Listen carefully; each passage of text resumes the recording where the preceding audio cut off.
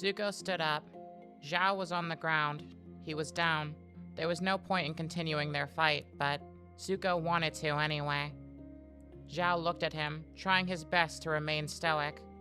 Trying his best to keep looking angry, but he failed.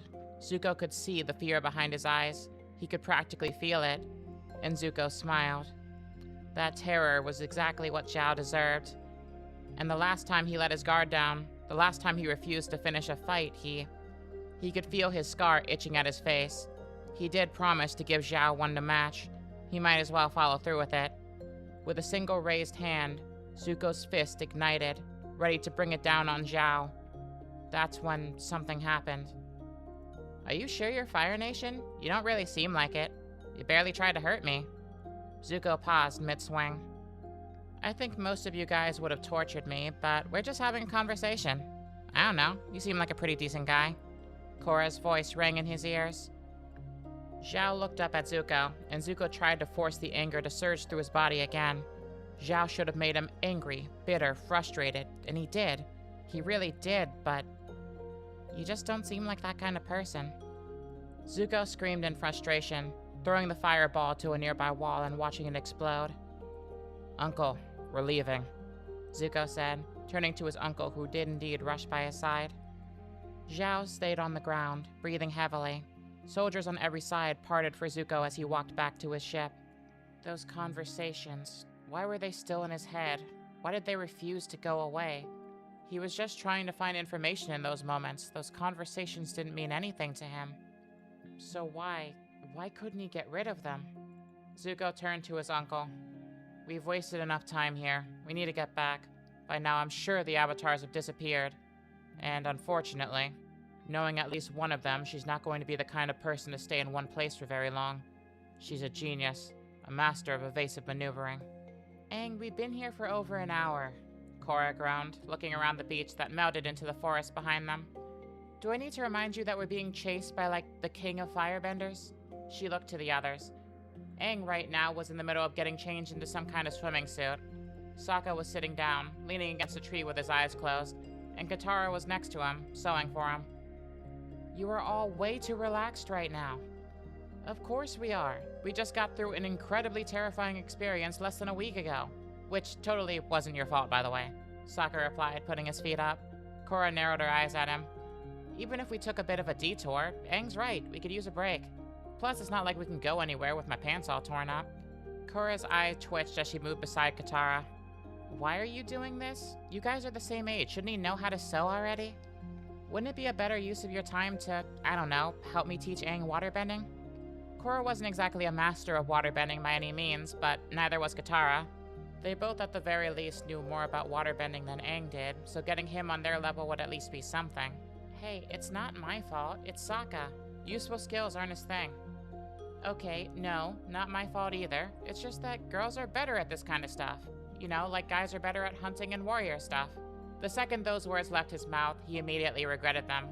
He saw Korra, the Avatar, someone who nearly leveled a building a few days ago, narrowing her eyes at him. And he saw his sister doing the same, both of them half getting into a fighting stance. Wait, you guys know that's not what I meant. Aang? Sorry, can't hear you, Aang said as he dove into the water. He treaded for a while, until a dark silhouette came up from underneath him, one that he dove down to meet. He grabbed it as he shot out of the water, riding on... Is that a giant koi fish? Korra muttered as Aang blasted across the water. He began riding around on it like it was a ship towing him at supersonic speeds. He waved over to both Korra and Katara on the shore, shouting at the two of them to watch him as he moved. He really wanted to impress them. He honestly didn't know why he liked Katara so much outside of just being his friend. But Korra he had an idea about. It was like she said to him a few days ago. Being the Avatar alone made them family. She was like his sister, a sister that he just hadn't gotten to know yet. And he really wanted to get to know her. He really wanted to impress her. She was basically the only family he had left. So right now, he was focusing on doing tricks with his new fish friend. He even used his airbending to try and boost his speed, making turns that he knew he wasn't prepared for, as the water from below splashed in his face with the force of a thunderstorm.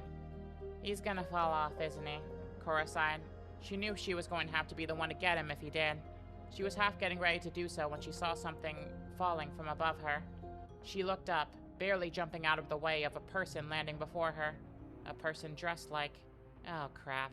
She watched as Sokka and Katara before her were knocked down by people dressed very similarly, both taken down with a single blow. Within the next second, Aang had crashed on shore, no longer being able to steer the koi fish properly. When he landed on the ground, another soldier pinned him to the floor. Korra was the only one out of their group who hadn't gotten captured, and at this point, that was luck. Okay, let's calm down, shall we? Let's not kill the group of children, yeah? She got a better look at them. They were women all dressed in green, faces painted like Kyoshi, her past life. That made her feel even more uncomfortable. We won't hurt your people if you surrender. You know, the fact that you're holding a pointy weapon to my face kind of makes me doubt that, Korra replied. One of them pressed a blade near Sokka's neck and he squirmed. Ow, ow, hey! He tried to move, tried in vain to squirm his head into a position where he would be able to see his attacker. Come on, guys, there's no need for all of this, right? We can settle this like men. Wrong word, Sokka, Korra replied. Sokka looked over to her. What? No way! You're saying a bunch of girls? He was lifted up by one of them, bringing him face to face with the rest of them. Do you want to finish that thought? The one in front of Korra said. Sokka didn't reply, although from the shiver that went up his spine, Korra could tell that he wasn't inclined to. Okay, please stop that. He's an idiot, sure, but he's not an idiot who deserves to die, Korra replied. Sokka nodded immediately. Yeah, idiots don't deserve to die, he said, turning to them. Not to mention, I mean, you guys are dressed like Kyoshi, right? We should be friends, Sokka said, remembering how the statue in the air temple was dressed, the statue that Korra stood in front of. What exactly do you know about Kyoshi? The woman in front seemed to get more agitated, her eye twitching. Aang, Korra, you guys want to take that one? He asked, the soldiers behind him now looking towards those two specifically. Gee, thanks, Sokka, Korra replied dryly. It's probably okay if we tell them, right? Aang replied, somehow still chipper in this situation, even if he was a little dazed when falling off that koi fish at what had to be 50 miles an hour. Korra groaned. She still didn't really want to talk about it, especially after what happened at the air temple, but... I know about Kyoshi because I was Kyoshi, just like that kid down there was Roku. The warriors looked at each other. Are you saying that you're the avatars? That's impossible. The cycle was broken when... Korra waved her hands in the air, water from the beach pouring out on top of her as she kicked onto the ground, a giant stone pillar rising up beside her. Aang smiled, breathing out a giant gust of air that flopped him into the sky, away from his would-be captor, as he landed on the ground next to Korra. Ta-da! He shouted. Every single warrior seemed to collectively let go of Aang and Korra's bindings, as well as their companions, as a couple of them rushed off into the woods. They didn't seem agitated anymore, but there was one thing that they were, one thing that Korra could tell. They were excited, which could only mean one thing. Things weren't going to stay quiet for very long. Hey, did you hear the news? The avatars are on Kyoshi Island. Cool, Ed replied. It wasn't like that really mattered to him, but the news had spread pretty far, even inside this walled city he found himself in, the city of Omashu. He was kind of curious about who these avatars were, especially since they were the only ones who had abilities even close to that of an alchemist. But considering he didn't know who Kyoshi was or where the hell Kyoshi Island was, it didn't exactly seem like useful information to him. So he made his way back to the little house within the city, basically the only place they had been managing to squat for the last few days. He couldn't find anything bigger than that. They were still being chased. At least, he was pretty sure they were. There was no way of checking. But he could tell the kind of person who started a fight outside of Beifong Manor wasn't going to be the type of person to let things go quickly. According to Toph, this city was one of the safest places in this part of the world. He had to take her word for it. Speaking of, as he stepped through the door, he stopped next to Toph on the way in, dropping a bag full of food at her feet. This is about all I was able to get today, so you better enjoy it. Dropping a ton of money wouldn't exactly be subtle. Toph shrugged, grabbing something from the floor. Ed assumed it was some kind of fruit, but even the fruits in this place just seemed wrong. None of them were normal. So, where to next? Toph asked. Before I go to next, I think I have to figure out here, Ed replied next to her. Well, that's a specific thing to say, she replied, taking a bite out of the strange fruit. You know, I heard the avatars are out in the middle of the ocean. So I've been told. I thought about tracking them down. They do seem pretty important, but I have no interest in getting lost at sea. Plus, if word of that hit that fire lady, then I think she's probably on her way there right now, and I will take heading anywhere in the opposite direction of her. Doubtful. Chances are she's not going to go anywhere outside of where she thinks her quarry is, and her eyes are pretty locked on you. Can't say I blame her. You cannot still be thinking that I'm...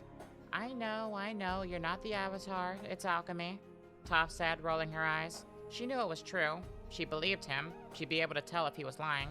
It didn't change the fact that his abilities were nothing like the world had ever seen before. Certainly nothing like she'd seen before. But come on, dude, nobody else is gonna believe that. You just clap your hands and you turn stone into statues. You clap your hand and you freeze water. Heck, you could even morph metal. You made a bat. I guess I can kind of see your point. What, can the avatars do that? Well, no, but honestly, it just makes me even more curious. The more you tell me about how your powers work, the more weird I find them, you know? You know they break just about every known law of bending. Well, for the record, if we were having this conversation back home, you'd be the weird one, Ed replied. I know, I believe you on that too, which is why I've been meaning to ask you about something. Toph crossed her arms. Be real with me for a second. You're telling me you're from a place with no benders, like none at all. Everybody uses this alchemy thing instead, and you've never even heard of the Four Nations. Ed paused. Yeah, something like that. You do know that's impossible, right? I mean, I know you're telling the truth. I can feel you doing it. It's just, how do you not know about the Fire Nation? They control literally everything. She asked. Ed looked at her. He really didn't have an answer.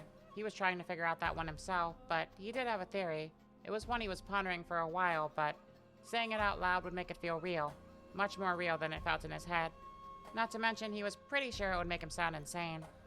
No idea. He turned his head. Toph shook hers. You and I both know that's only kind of true, she replied. Ed looked at her. Look, man, I left my house because people didn't trust me enough to do anything on my own. And I'm with you right now because, regardless of the fact that I barely know anything about you, you treat me with respect, so I'll do the same thing for you. I don't think you're crazy, and you've already proven that you're weird.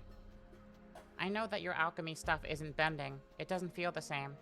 You literally disintegrate things before putting them back together. And you can do it with metal. Nobody does it with metal. Your arm's made of metal. I barely even understand how that could happen.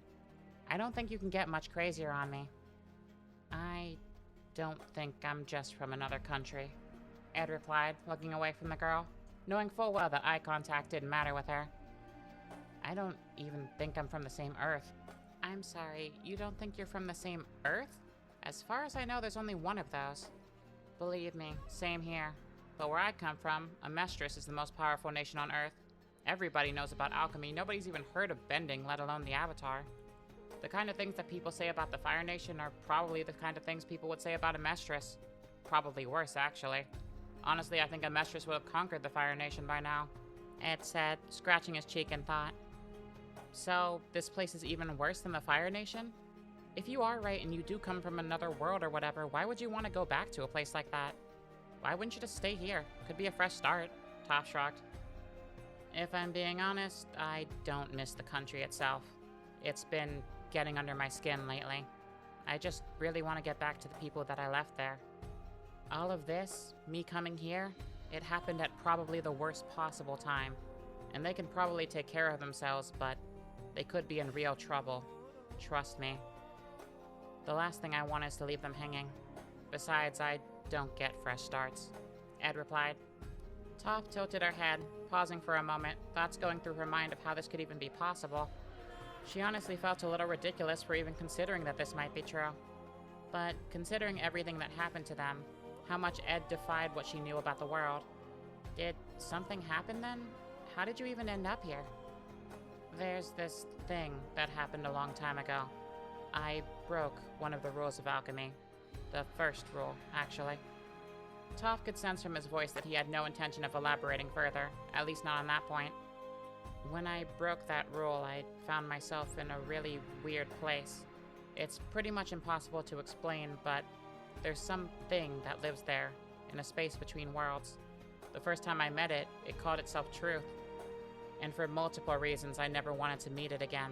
I never wanted to go back there. But I did. I met it again just before I came here. I think that thing sent me here. I was trying to get out of a really weird place before I ended up here. It would take way too long to explain, but think of it like a pocket universe. A space between reality. In order to escape, I had to disassemble myself and put myself back together on the other side. And I used something to do it. Something I never used before, and something I'll hopefully never have to use again. The principle of using alchemy is this thing called the law of equivalent exchange. In order to gain something, something must first be lost. Something of equal value.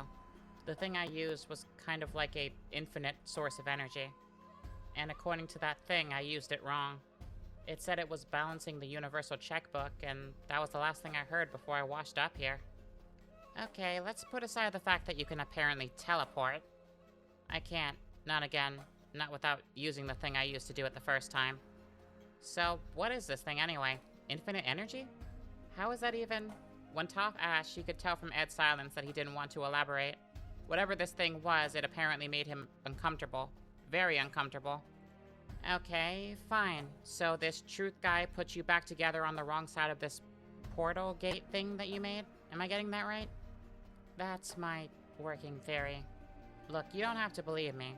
I doubt I'd believe you if you washed up where I come from. Then you'd be an idiot. Ed turned to the sound of Toph's voice, who smiled at him. Did I not tell you that everything about you was already weird? Honestly, it makes more sense now. Wait, seriously? Ed tilted his head. Toph sighed in response. Since I know you don't know anything, I guess it's my job to teach you. There are these things called spirits in this world. They basically break every law that humans have to follow. Let's just say they make your story a lot more believable. If I had to guess, I'd say this truth thing was one of them. Don't worry though, I'll help you figure it out. All I want from you in exchange is one thing. Don't be boring. Huh. Deal, Ed said, the stunned expression on his face dissolving and morphing into a smile. Sir, did you hear the news? The Avatars are on Kyoshi Island. What? Then what the hell are we doing here? Prince Zuko sat up from his dining table, looking across from his uncle. Uncle, we need to get going. We are not going to get to this island any faster if you do not eat, Prince Zuko, his uncle told him. Zuko paused, nodding, turning back to the person who had given him the news and waving him off with a glance that told him to get them to Kyoshi Island as quickly as possible, as he sat back down. They're not going to get away from me. Not this time. Iroh found himself nodding. He wasn't sure if they would get away this time. They had been known to have a knack for doing just that thing, but he did find himself happy about one thing, though. His grandson was going to see the Avatar again. She seemed to make him think a bit more deeply about himself, and right now, he thought that Zuko could really use that introspection. Did you hear the news? The Avatars are on Kyoshi Island. Azula smiled politely at the person who gave her the news in her carriage, as it continued onward. It was ridiculous. Everybody was saying that for some reason. When she had known that at least one of the Avatars and his companion were currently making their way towards Omashu, if they weren't there already. She had painstakingly recovered all the information she could to tell her exactly where they were treading. She assumed that it was likely a plot from her brother, some way to keep other Fire Nation soldiers off his track. And very clearly, it was working. She'd have to give Zuko credit for that if she ever saw him again. Do you need to stop at the next town to grab weapons? Azula asked, my turn to her. We're going to encounter them again soon, and when we do, it's inevitably going to turn into a confrontation. We can't let them catch us off guard a second time. I'm fine with what I have. I'm not sure it's gonna matter, though, Mai said plainly, Azula glancing at her. Did you and I not have the same fight? The guy can move Earth in a way that I've never seen before. I'm pretty sure he turned the ground into chains. Have you ever seen an Earthbender do that? I'll admit it's certainly a problem, and nothing like the stories I've heard of either of the Avatars before. This long period of absence could have made him more powerful than expected, not to mention the fact that we still haven't come across the other one, Azula replied. The Avatars are benders, Azula. He wasn't bending, he barely moved. He just clapped his hands. Mai shot back. There's no predicting what he's about to do. You can usually follow a bender's movements, but he just throws elements at you. And did you see what he did to the ground? That bat he made? It was made out of metal, Azula. Metal. That's the one piece of Earth that no Earthbender is supposed to be able to move. And he didn't even think about it. Mai seemed a bit more agitated than Azula had ever seen her. Clearly, the Avatar's unexpected nature had caught her off guard. It caught Azula off guard, too. She glanced down. She had indeed seen everything Mai described. She had been on the receiving end of it. Not to mention that some of the punches and kicks she received from him beforehand felt like she was being slapped with a sledgehammer. It was like his hands themselves were made of metal. Nothing about him was anything she was used to. None of it was anything she conceived of. She even briefly considered that maybe this boy wasn't the Avatar. But she had to place that theory aside. The boy was so unusual that there simply wasn't another explanation. "We're gonna lose again," Mai said flatly. Azula half snarled, the heat in the carriage warming up with the ignitions forming in her hands. Mai didn't bat an eye. "We didn't lose the first time. Our goal was just to find him, and we found him," she said as she looked out of the carriage window. She wouldn't allow herself to fail. Failure would lead to nothing but a life like her brother's. Failure would lead to nothing but the loss of her station, the loss of respect of her father. She refused to go down that path. She would succeed. Now that she had seen his tricks, she would be able to capture him this time, no matter what. The night before had gone on for a lot longer than they anticipated. Essentially, all of the members of Team Avatar were completely wiped out. Most of them were still snoring away in the early morning. Most of them, but not all of them. 2 people were up by now. Sokka, who had practically snuck out of the house, barely seen by anybody except for the only other person who had woken up, Korra. To say Korra had woken up, though, would be a bit of a misnomer. In truth, the girl had barely slept. The day before, they were ferried out to basically every corner of Kyoshi Island. Korra was usually pretty psyched to have anything to do with Avatar responsibilities. Being the Avatar was just cool in general. But unfortunately, lately, it was a little bit different, especially when it came to stuff having to do with Kyoshi. Especially after what happened at the temple. At first, things were fine with her. She got to brag about being the Avatar. She got to show off her abilities to people who were asking about it. They were asking to get paintings done with her. They were asking her to show off using more than one element at once. Something which she was extremely excited to do, considering the fact that she had to hide it for a long time. She got to just exist out in the open. Unfortunately, though, things took a pretty quick turn. Korra was the Avatar directly descended from Kyoshi. Everybody knew that, and everybody was curious about it. They asked her questions if she had any memories of Kyoshi. They asked her to pose in front of Kyoshi's statue. Some of them even made replicas of Kyoshi's old clothes. They wanted to tell if her wearing it would do anything to her. Almost everywhere she went, she heard Kyoshi's name just as much as her own. And the way they talked about Kyoshi to her didn't help. Sometimes, instead of saying Kyoshi's name, they would say you. You helped create this island. You founded this group. We modeled our look after you. It was beginning to make her sweat a bit. So when she got up today, she decided to sneak out of the house. Decided to get some breathing room before Aang dragged her on another group trip. However, she wasn't alone for very long. She barely managed to get a few steps away, moving through the back streets of the place, before a hand tapped against her shoulder. She spun around to see one of the Kyoshi warriors. She bit back her discomfort as she put a smile on her face. "Relax, you don't have to do that around me," the warrior said, crossing her arms. Korra looked the girl up and down. "As a warrior, I'm trained to see my opponent's reactions. You know, sense their emotional state," the warrior continued. "And I could sense that you were a bit tense yesterday. Actually, most of yesterday." Korra laughed nervously. "And here I thought I was better at hiding stuff." "Well, if it helps, most of the island doesn't suspect anything," the girl elbowed her. Korra let herself laugh just a little bit. "I'm Suki," the girl in front of her said. Well, I'm Korra, but I introduced myself yesterday." "You sure did. I never got to formally apologize for nearly planting your face in the dirt." Suki crossed her arms. "Hey, no worries. Strangers were intruding on your home, right? I get it. If it helps, if I knew what this place was, I probably wouldn't have showed up." "I am getting that feeling. You seem a bit uncomfortable being on Kyoshi Island." "What? No, I'm perfectly fine with..." "I'm not gonna get offended. She's your past life.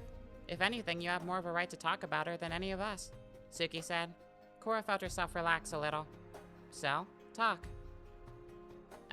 Okay. Well, I got into a bit of a weird experience with Kyoshi recently. Well, with a statue of her, anyway. I don't want to get too deep into all of it, but let's just say it didn't go very well. I know that Kyoshi herself probably wasn't involved in it, but when I was staring at her, it felt like I was forced to change. Like she was forcing me into that state. I know that probably doesn't make much sense to you. Honestly, it barely makes sense to me. But it also doesn't help that I just see her face everywhere around here. And she just looks so... cold? Militaristic? Suki asked. Yeah, I guess so, Korra admitted. And then I just keep thinking about how, because we're technically the same person, I might turn into somebody like that, I guess. Don't get me wrong, being the Avatar is amazing. How many people can say that they're one of the people who can take the fight to the Fire Nation? I can only imagine how awesome things are going to be when I master all 4 elements, but that's just the thing. It's going to take a lot of effort. I'm probably going to have to fight a lot more. I'm going to see a lot more too. What kind of person am I going to be by the time I get there? I know she looks intimidating up there, but Kyoshi was just a person, Suki said. We have a lot of records about her. We know a lot about her personality, her life. She wasn't always this serious. In fact, I think that really became the case after she realized she was the Avatar. The whole weight and responsibility of it all. Great, Korra muttered to herself. Like ending a 100-year war wasn't going to be a lot of responsibility. That was her way of dealing with responsibility. It doesn't have to be yours. Maybe it will forge you into a much different person. There were a lot of avatars who prided themselves on being a fun-loving person. People who didn't let the weight of responsibility change who they were. Maybe you could be one of them, a go-with-the-flow kind of avatar. Korra felt herself snorting. Yeah, maybe. I'm just saying, I might not be the Avatar or anything, but I am the protector of this village. I know what it's like to have responsibility weighing down on you. And it will probably forge you into a different person by the time this is over, but you get to decide who that person is. You were a lot of other people before Kyoshi. While Suki was talking, Korra's eyes drifted towards a building where a lot of the Kyoshi warriors seemed to be, and a building where Sokka seemed to be moving to. The look on his face wasn't the annoyed one that she saw yesterday, it was a more determined one. I think my friend wants to talk to you. I wonder what he could want with a bunch of girls, Suki said, putting emphasis on the last word.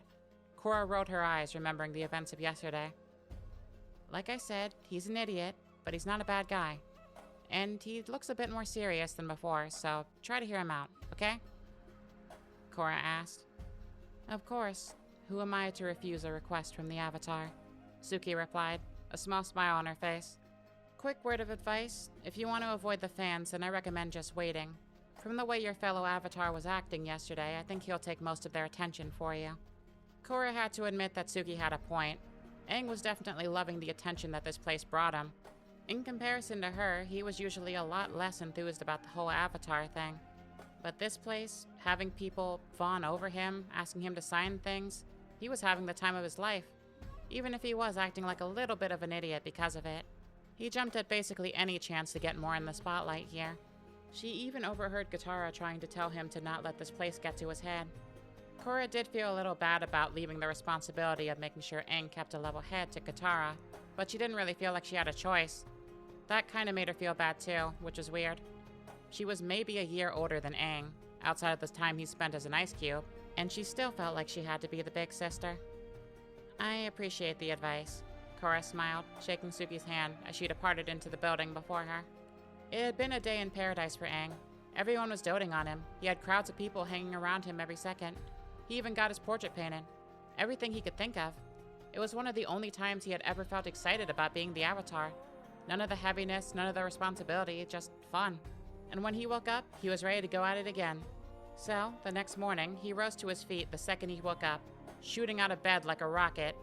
He landed on his feet with a spring in his step, practically bouncing the second he hit the ground, running over to the windows and flinging them open, shining light onto the cabin's only other occupant, Katara.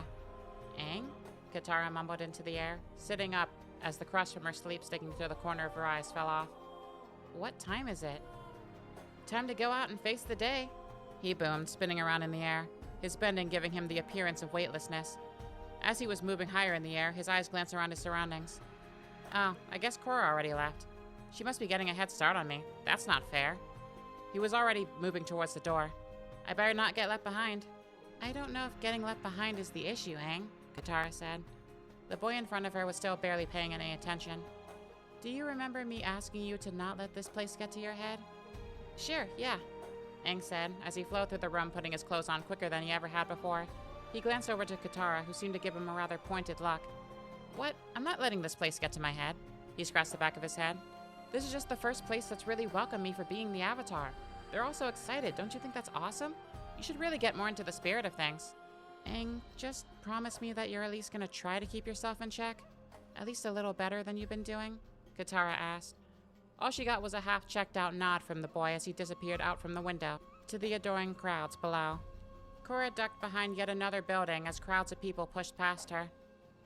Where is she? One of them asked. I made her a new Kyoshi outfit, another one added on.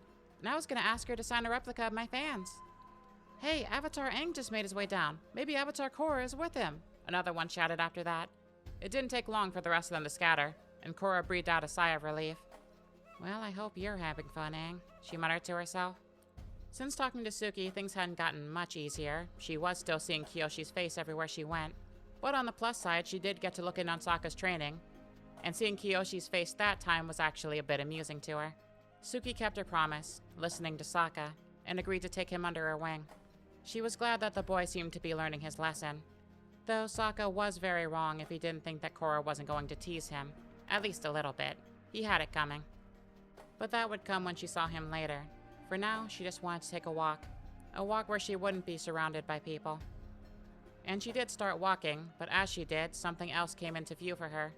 The statue towering overhead of Kyoshi. She had practically felt the thing's eyes on her since last night. Even in her sleep, it was like it was breathing down her neck. And even now, as she was walking into the forest, she could still feel it staring at her. Okay, I get it. You're me. Can you leave me alone? She hissed at it. It was at this point that Korra blinked. She could have sworn she saw some kind of glow moving around the thing. She could have sworn that she saw its eyes glowing, like hers did when she was in the Avatar state. It was like the stare was beckoning to her somehow. Korra felt the same pull that she felt at the Air Temple, when her emotions had completely overtaken her and she was swallowed by the Avatar state. But it wasn't the same, not exactly. Before it was Aang pulling her. Now it was just her. And it wasn't anger, it was, well, if she was being honest, she didn't know what it was just there. She forced herself to break eye contact with it as she stepped further away, into the outskirts of the forest, away from the statue, as far away as she could. And she thought she was successful. The pulling feeling in her head was gone, and there was nothing dragging her towards it. It took her a moment to realize why. She was already in front of it. Directly in front of it, like she was floating. She looked down at her body. She was blue, see-through, like she was in that weird Avatar realm from before. Kyoshi Island. Why did I have to go to a place called Kyoshi Island? Of course this was going to happen to me, she shouted, scratching at her hair. Okay, calm down. This is just an Avatar thing. This is the spirit world. Right, yeah, I've heard of the spirit world. All I have to do is get back to my body. She turned around to where her body should have been lying, where she had collapsed mere moments ago. But when she looked, there was no city there. There was no forest. There was just wide open space. Pure earth that stretched for miles. The only thing before her was just the statue. And only the statue. The world slowly began to tint around her, turning the same odd bluish color that her body had taken on as something stepped out of the statue. Well, not something, someone. Avatar Kyoshi. Not her statue, but her living, breathing form. And she acted exactly how Korra would expect her to. There wasn't a hint of a smile on her face. There wasn't any joy spreading to her eyes. She seemed to just examine Korra up and down, like she was inspecting where she had ended up. Avatar Korra, I think we need to have a word. Ow, monkey feathers. Ed woke up to Toph kicking him. At first he assumed it was just in her sleep, but as she went on, he realized it was a very purposeful jab. He groaned as his eyes opened. We're leaving the city today. Can't you at least give me some shut-eye? Sure, if you want to get arrested, Toph said. Ed paused, sitting up as he looked out the window, and directly in front of him, or rather a few dozen feet away, he saw the silhouette of the same girl who attacked him outside of Beifong Manor. Are you serious? Doesn't everybody think the Avatars are on another continent or something? Ed half shouted, careful not to raise his voice too much. Okay. We can figure this out. I know we can. We're smart like that. Or at least, I am. Yeah, that's very helpful, Ed replied. He closed his eyes, trying his best to come up with some kind of plan. Some kind of way for them to get through this. And when he opened them, he had half of one. He would have to figure out the other half as things went. Okay, here's what we're gonna do. Both of us are pretty recognizable to this lady, right? So we're gonna have to disappear without being seen. Take a route they won't think to look. Okay, then what? Toph raised an eyebrow. I don't know. We'll pay somebody. enough to get us a horse or something. You mean an ostrich horse? Damn it, why are all of your animals so weird? Ed said back. Toph smirked. Other question, won't they just follow us again? Especially since, they found us here? Decent point, and I hope not, Ed replied. Maybe if we get enough distance, they'll take a while to find us again. But if they do keep following us, I guess we have to deal with them. Deal with them? Another fight? Don't threaten me with a good time. She and Ed shared a smile. Fine, I'll go through with your plan for now. But do you really expect to just be able to walk out of here without them noticing you? Don't worry. I'm sure two bright young minds can think of something. Azula pinned one of the citizens of Omashu to a wall, forcing the image of Ed directly into his face. Have you seen this boy? She asked. This time she hadn't been traveling very quietly. Traveling quietly hadn't gotten her too much. So this time, she decided to show up in her full Fire Nation uniform. She expected a fight or two to break out because of it, but strangely enough, nobody decided to take her up on that. She would have to keep that in mind for when she decided to conquer this place later. This individual is the Avatar. He is a very dangerous threat to the Fire Nation, and if you so much as think of lying to me... Azula paused. She saw something bright out of the corner of her eyes. It was red, vivid, like that boy's coat, and directly beside it she saw something green, like the girl's clothing. Those two figures were just moving out in the middle of the road, and the crowd around them began to get more dense, like they were being swallowed. My. That single word was all the girl next to her needed to hear to rush the two people before her, pinning them to the ground, only to see that while they had been wearing very similar clothes, neither one of them was the Avatar or his companion. They were dummies, and hastily constructed ones at that. Ones made of earth. Azula looked around, frantically searching with her eyes. They had to be somewhere. She tracked the Avatar out to this exact city block. She knew he was around here, and to pull a trick like this, if she didn't figure this out soon, she would lose them. She looked up, and there she saw it, shadows dashing over her.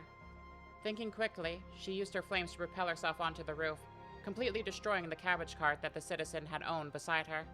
She could hear him complaining from below, but that didn't matter, because right now, she had finally found him, and she was staring ahead at the Avatar and his companion.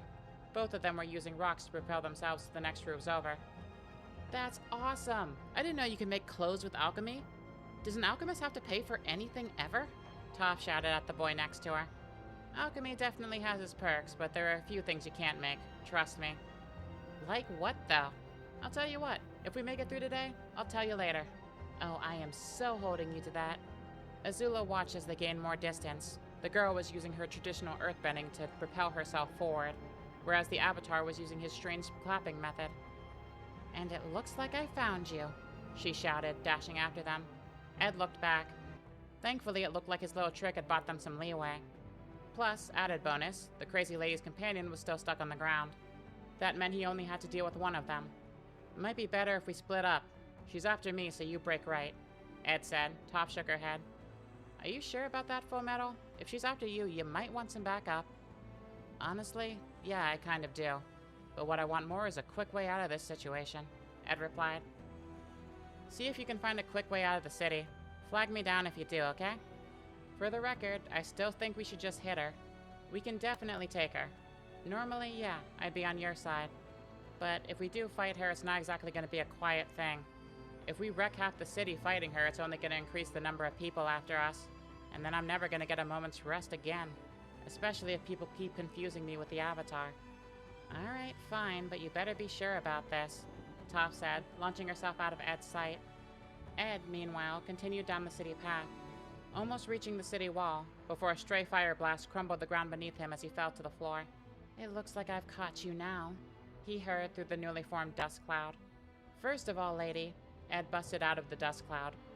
He clapped his hands together, two giant stone fists coming out of the ground surrounding Azula. One of them grabbed her body, raising her into the air.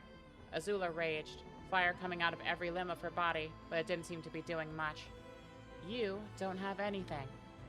And second off, will you stop chasing me already? I'm not the... Ed's voice was cut off by the floor opening beneath him.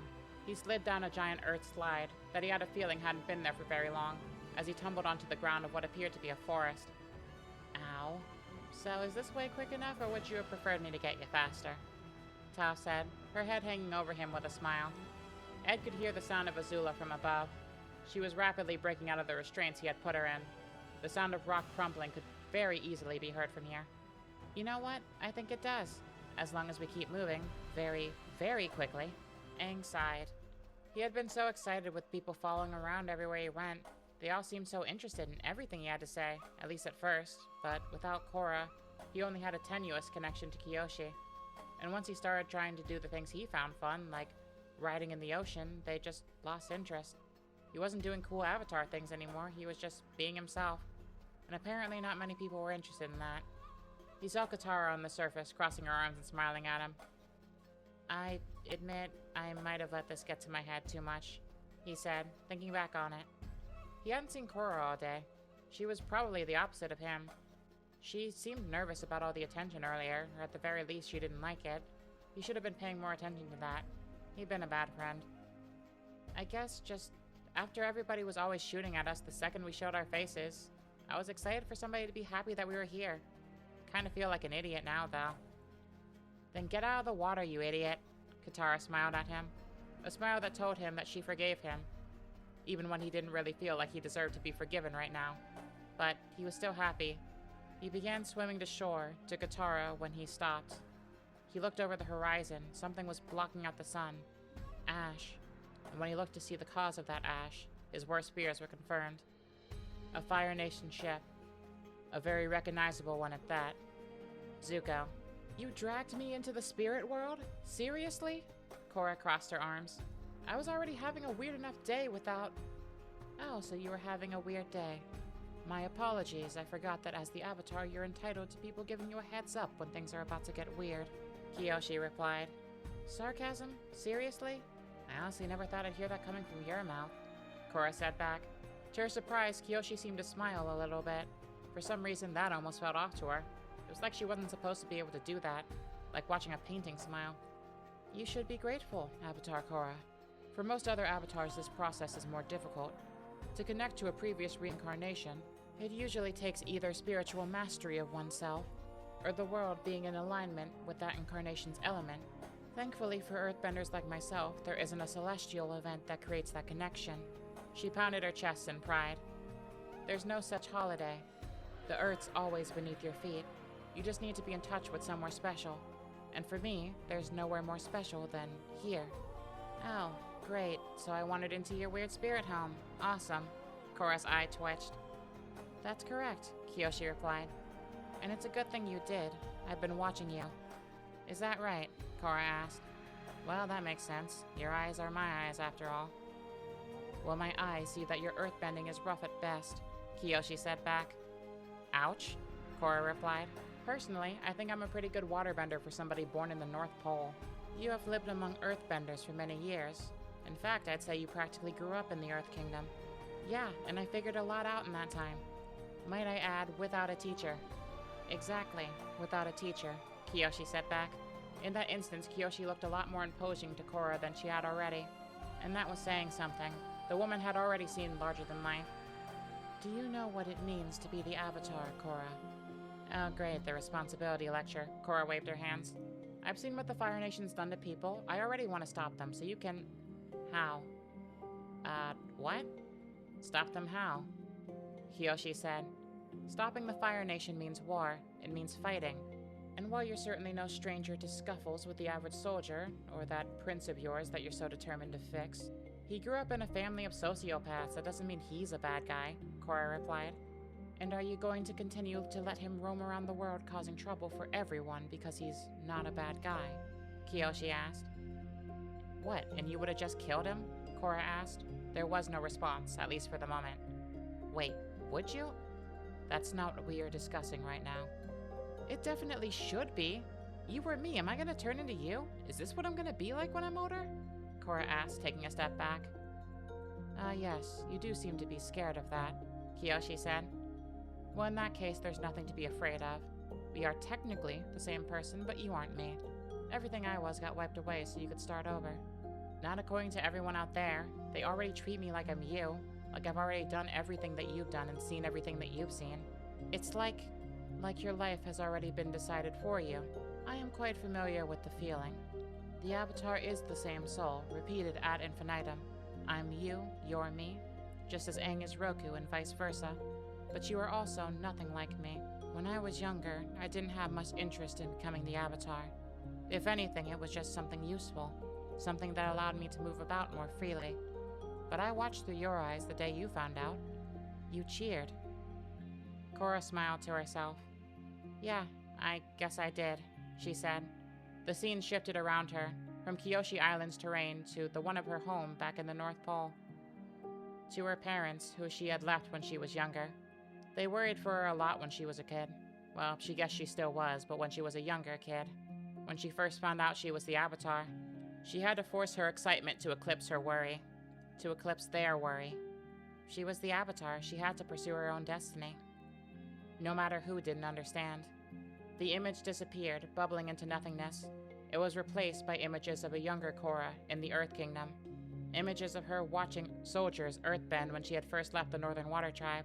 She practiced their motions, figuring out how to earthbend for the first time. She remembered that day. She had never cheered so loudly in all her life. There must have been a dozen people watching her. She made a little bit of a scene. In my time, people were quite eager to see me become the Avatar. I didn't have to beg for training from anybody. But your situation was quite different.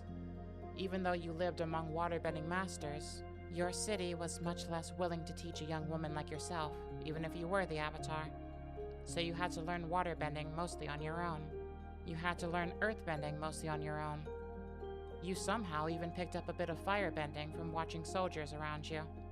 The fact that you were able to accomplish these at all is an accomplishment, and I do mean that you should take pride in that. But the fact remains you've never had a master. You've never had a proper instructor in any element, which means that your bending is as sloppy as it is versatile. That is not an insult, it's a fact. Any competent bender could, and likely would, break you. As Kyoshi spoke, she got slightly closer and closer to Korra, until she was right in front of the girl. Korra flinched, but she didn't move away this time. There was something softer about Kyoshi's voice. It wasn't as authoritative as it was before. She seemed to be looking at her with a normal person's eyes, not a soldier's. Then, why don't you teach me? You figured all this out before, right? I can't. As the Avatar, my time on Earth has passed. You need new instruction from a living teacher, Kyoshi replied. And though I can't help you with the teachers for the other elements, I do feel a connection with my own. There is a powerful earthbender I can point you towards, someone who should be your teacher, and someone who is much closer than you think. The ground beneath Korra began to shake, rumbling as a giant pillar shot out of it. The pillar cracked apart, dissolving around the edges until it stopped, leaving a perfect statue of a girl. A girl with a short bobbed haircut, staring ahead, wearing Earth Kingdom clothes. So, what, you want me to find her? You will not need to. You'll cross paths with her soon. I've seen it. Kyoshi said back. When you do, be sure to ask her. If you let this opportunity pass you by, you will regret it for the rest of your life. Korra flinched, nodding slowly. There is one more thing. When you meet this girl, she will be traveling with someone else. Someone who you would also do good to get on your side. Okay. Is it another bending teacher? Korra asked. No, this individual isn't a bender. Another large pillar jutted out of the ground as the earth shook, this time as it cracked apart and the dust fell away. She could see the form of a boy take its place. A long coat covered his body. Both of his hands seemed adorned in gloves, and he seemed to have a ponytail. 2 bangs spread either side of his head. I unfortunately don't know much about him, and that's part of what makes him intriguing. It's like he didn't have a connection with the world before recently. I do know, however, that when the spirit world noticed him, it noticed he had a power capable of turning the world on its head.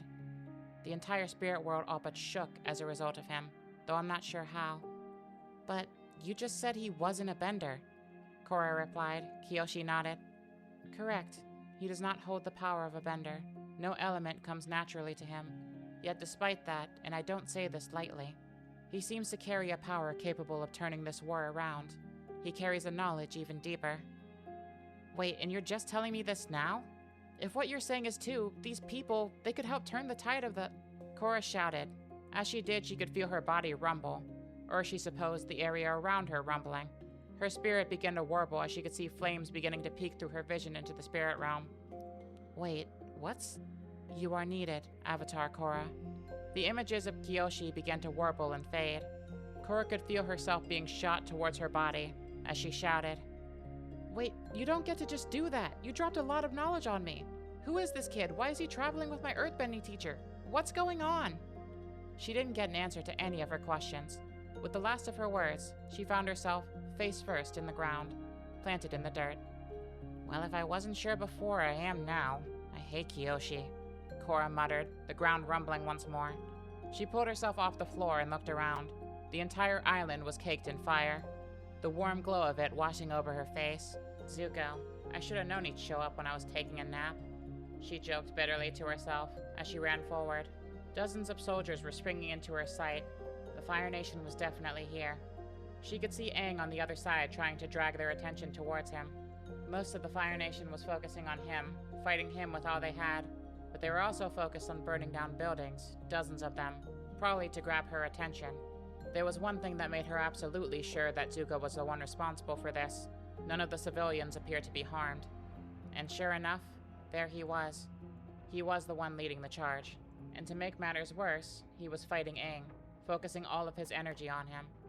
He was barely even paying attention to the other warriors. Korra stomped on the ground, allowing a large boulder to come out and prop her up as high as she could get it to. She wasn't strong enough to get much height, but it was enough. Hey, Crown Prince, Avatar number 2 over here. Don't you want to catch me again?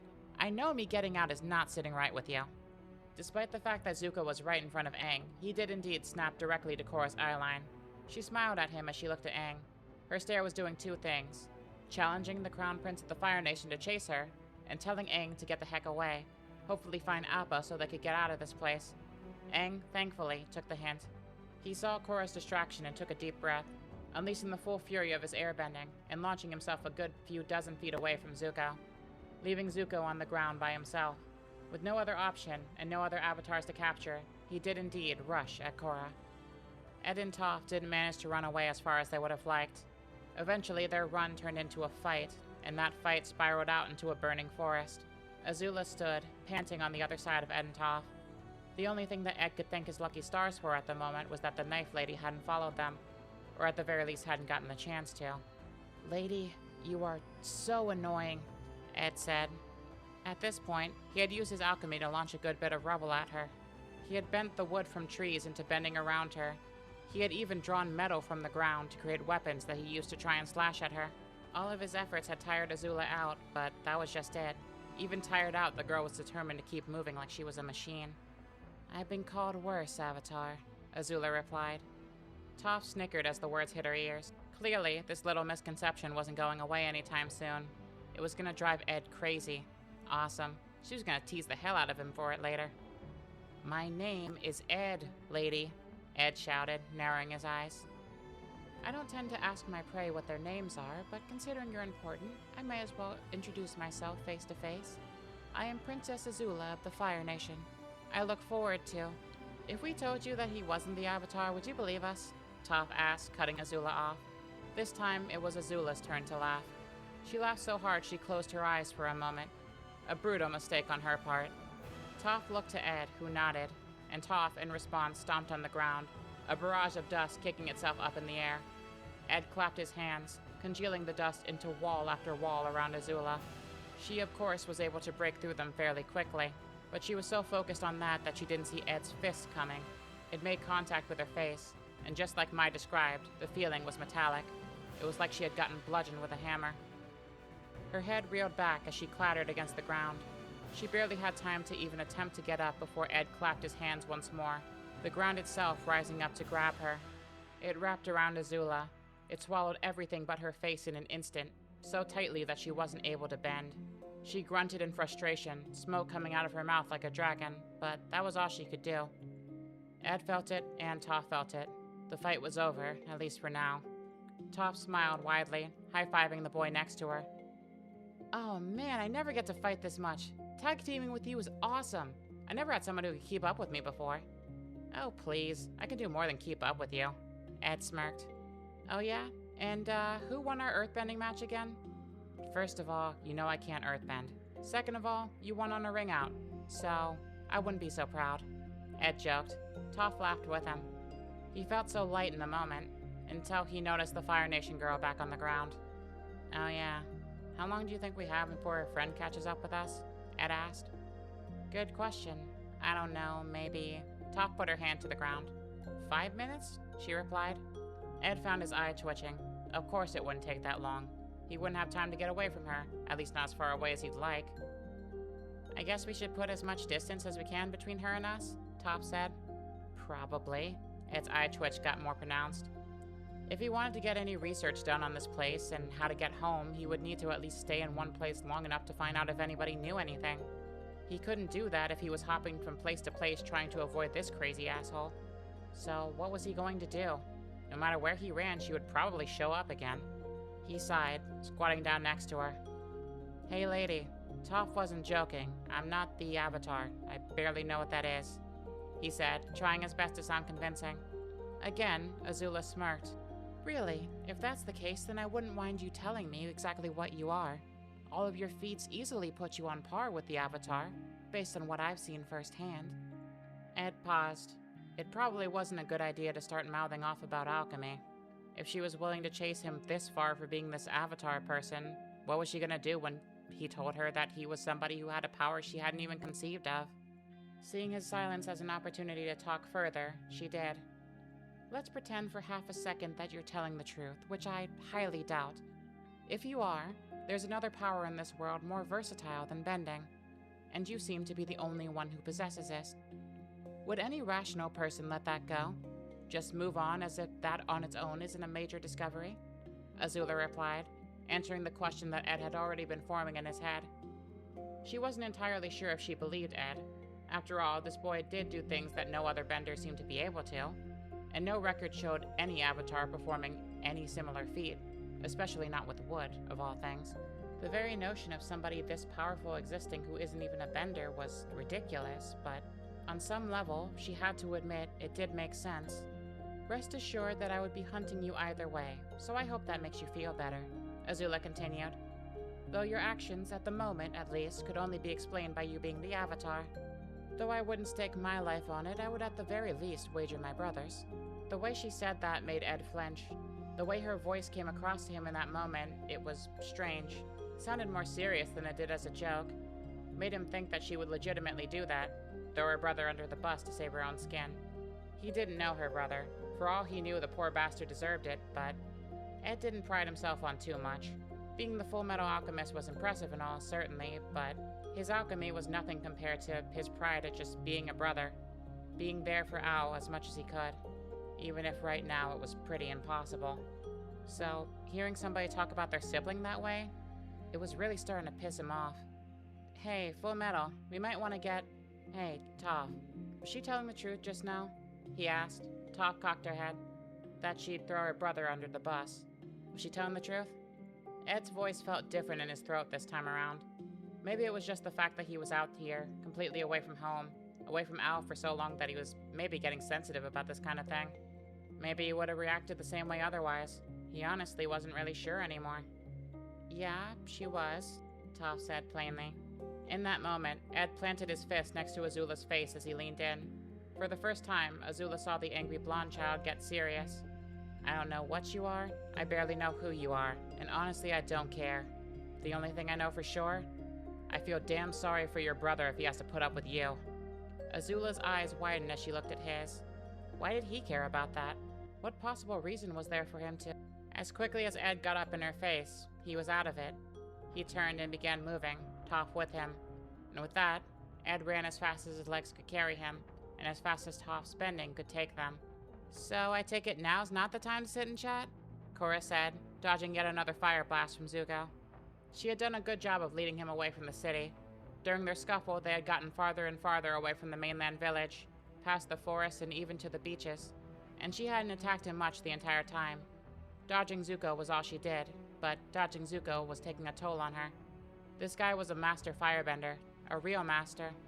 Not like her, who just dabbled in everything. That was how he caught her the first time. He was just better.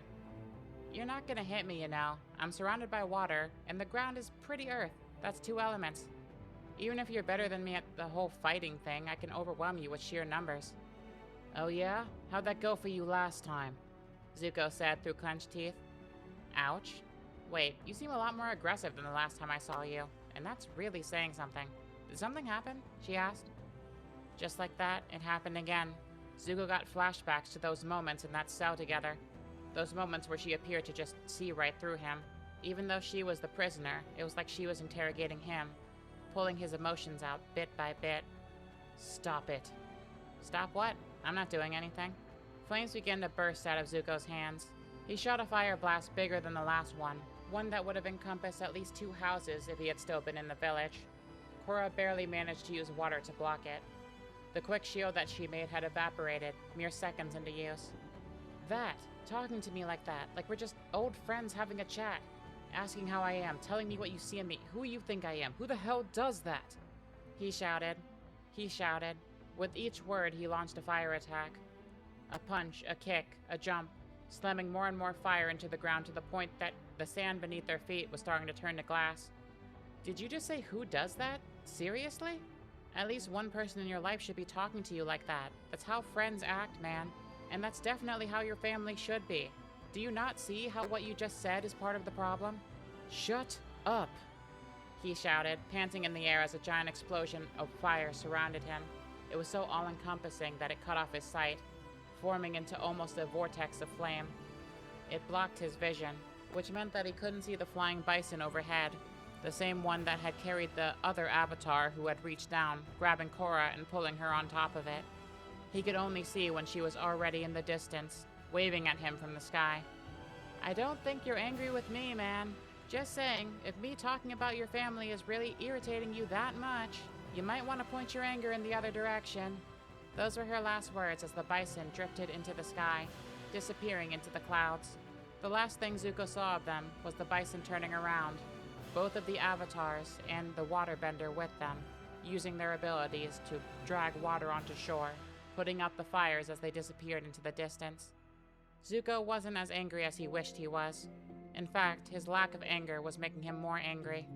He just watched the scene with some semblance of acceptance, Korra's words pounding into his head. He put a hand over his scarred eye. The words never stopped coming, beating into his ears over and over. You know they don't care about you. You have the scar to prove it. So your dad sent you on an impossible mission? Zuko sighed. He would chase them another day, and the next time he would take them down. He just needed to clear his head first. It in fact took my 15 minutes to find Azula, as opposed to the 5 that Toph had predicted. Of course, she hadn't been looking for the girl on the ground.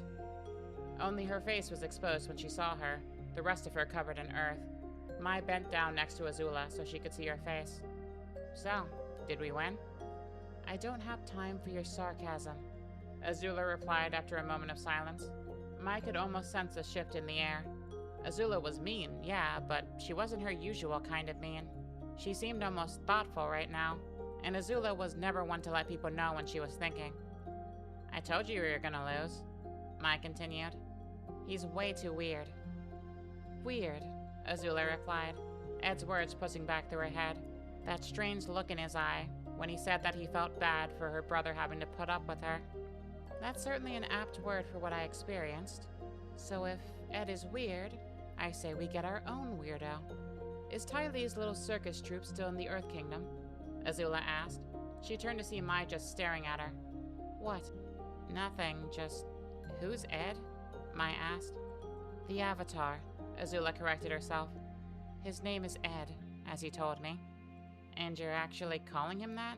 You barely call your brother by his own name, Mai replied. Azula tilted her head. She actually did find that quite strange. At the end of the day, she could only come up with one answer as to why. He interested me. Hey everybody, this is my first video that's over an hour long, and that's honestly kind of crazy to me. I have no idea how it turned out this way. Like I said in my previous video, I got incredibly excited when I was writing the scripts for the Avatars and the Alchemist because I was getting some creative shakeup. So I think I just wrote a lot more than I initially anticipated for this episode. I could have cut things off earlier, but I try to leave things on a narratively satisfying note. So I really hope you guys enjoyed this longer episode. I gotta say, it has been a ton of fun diving back into this series. I have missed it so much. I still really want to write more episodes of the series, and I'm probably going to end up doing that over the next couple of weeks. I hope you all had a fantastic holiday. I'm probably out of town myself at the moment. I put a lot of work into making sure that these videos were available and continuing to go out while I was away. The next video will be going back to Earth OCU, but I still have some more avatars in the Alchemist scripts to burn, so be ready for those on the horizon. The next video to grace my channel should be Omni Falls, so stay tuned. In the meantime, if you like this video, please be sure to let me know by clicking that like button. And be sure to comment below to let me know what you liked about it. Finally, feel free to subscribe so you don't miss out on the future of this or any other series that I produce. In the meantime, I've been your captain, and it's been a genuine pleasure to take you on a tour of not the strongest Earth in the multiverse, but definitely an interesting one. Bye, and thank you guys so much for watching.